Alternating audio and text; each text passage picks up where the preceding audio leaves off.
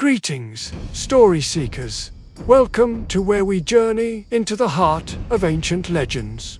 In the forgotten village of Makali, where shadows cling to secrets wrapped in mist and memory like forgotten dreams, the elders whisper a tale that chills the bone. They say the moon doesn't always shine for the living. Sometimes it rises for the spirits that still wander, trapped between worlds, waiting for a name, yearning for release.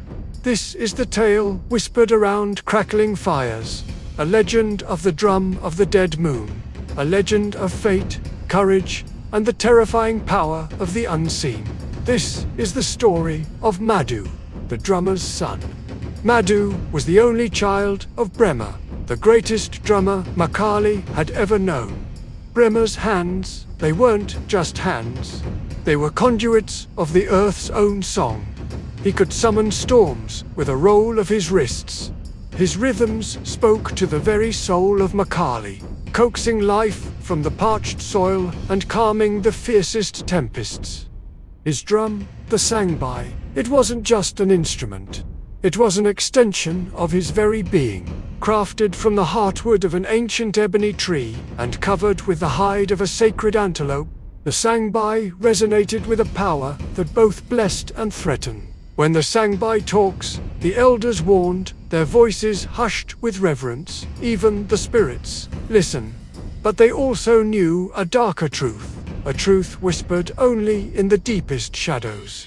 A drum beaten in pride will summon the wrong ears. For even the most beautiful song has a shadow. And Brima, blinded by his own fame, was treading dangerously close to the edge. His drumming grew louder and flashier, catching the spirit's attention. Then tragedy struck. Under the gaze of a blood-red moon, a moon the elders called the Eye of the Unseen, Brima fell ill, struck down by a fever that burned through him like wildfire. In days, he was gone.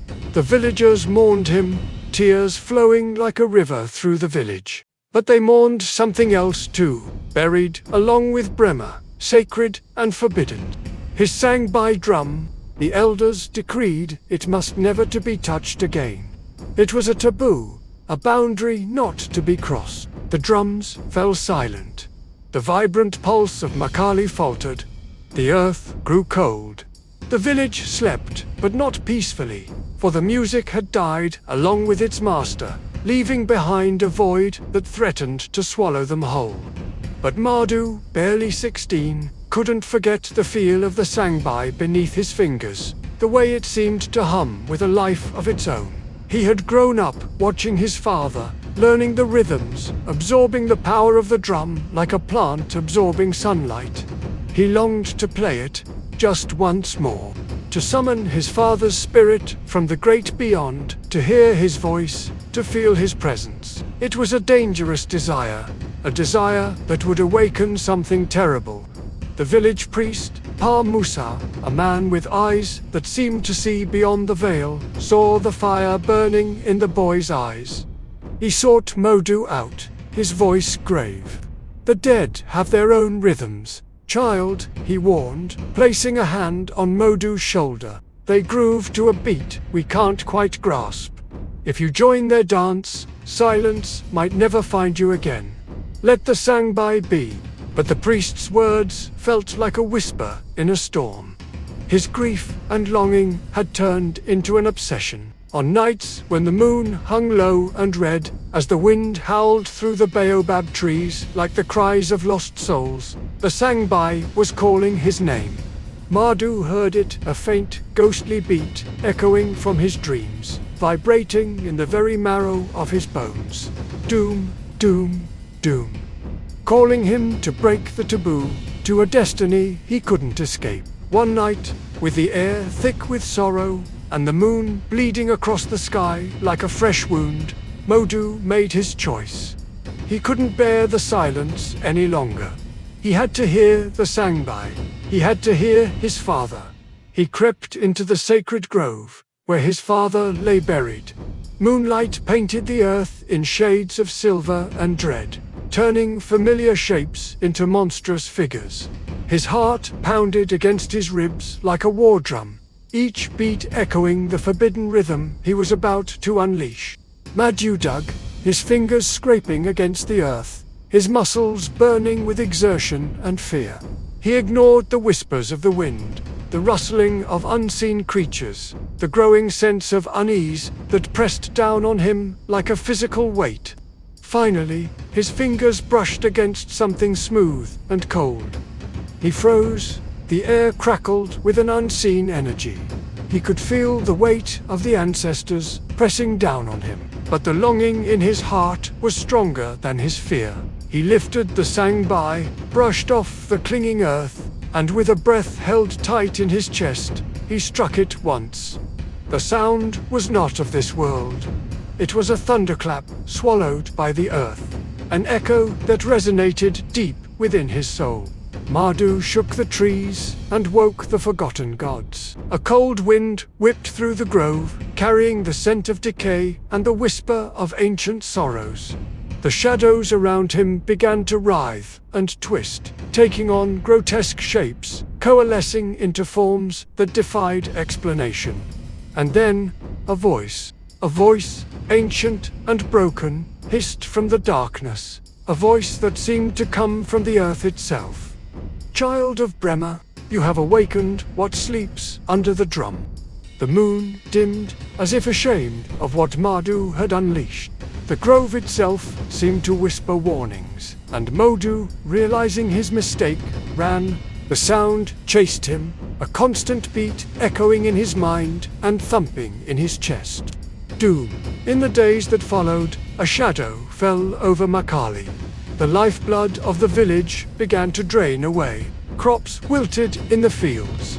The wells turned bitter. The animals grew listless and died. Every night, that eerie beat rolled from the hills, getting louder. Doom, doom. The villagers huddled in the square, fear written all over their faces, knowing something awful was about to destroy everything. Pa Musa, the priest, struck his staff on the ground, his face grim. The hand that disturbs the drum of the dead must play until silence swallows him, he declared. Consumed by guilt and fear, Madu confessed. He fell to his knees before the elders, tears streaming down his face. "I only wished to hear my father once more," he cried, his voice filled with anguish. "I never meant to bring this curse upon our village." But the priest's eyes burned with a terrible light, a light that saw beyond Madu's good intentions to the devastating consequences of his actions. "Then your wish," he declared, his voice resonating with grim finality, "shall find its truth." That night, the red moon rose again, larger and heavier than ever before, casting long, distorted shadows across the village. From the edge of the forest, they came. Shadows gathered, slowly taking shape, coalescing into tangible forms. Spirits with faces carved from mist, their eyes hollow pits of sorrow, their hands reaching out with an ethereal hunger. A figure stepped forward, making Madu's blood run cold. It was Brima, his father, the one he both yearned to see and feared more than anything else. But this wasn't the father he remembered. Brima's eyes were empty, filled with deep sadness and a cold distance. Villagers ran in fear, their screams lost in the dark. They rushed into their huts, locked the doors, and prayed for safety. Madu stood in the moonlight, facing the consequences of his actions. "Father," he cried, his voice trembling, "I meant no harm." Brima's voice rumbled like thunder, cold and unfeeling. "You called me out, child. Now you've got to face the music. You must beat the drum that binds the living and the dead. Play until the spirits are appeased, or Makali will be consumed." Brima handed over the Sangbai, and Madu's hands trembled as he took it.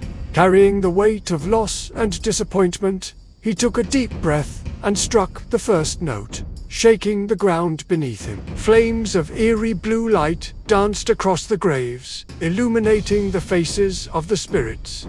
They started moving, not in anger, but in a sad, ancient dance, each step echoing the pain of their lost lives. Madu played for hours, tears mixing with sweat as his arms grew numb, his voice raw from chanting ancient rhythms.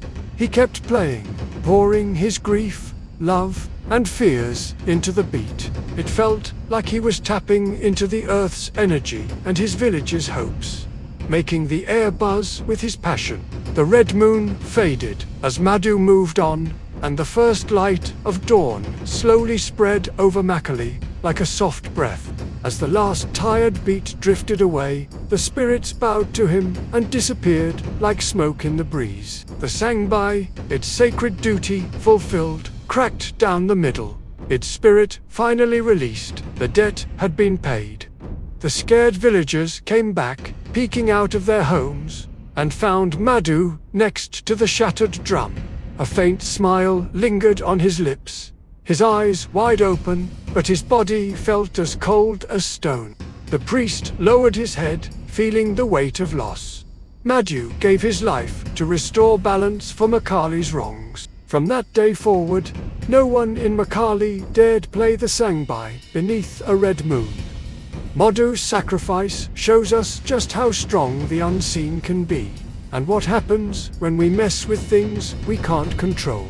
On certain nights, when the wind whispers through the forest, oaks say they can still hear it, a deep, ancient rhythm drifting on the breeze.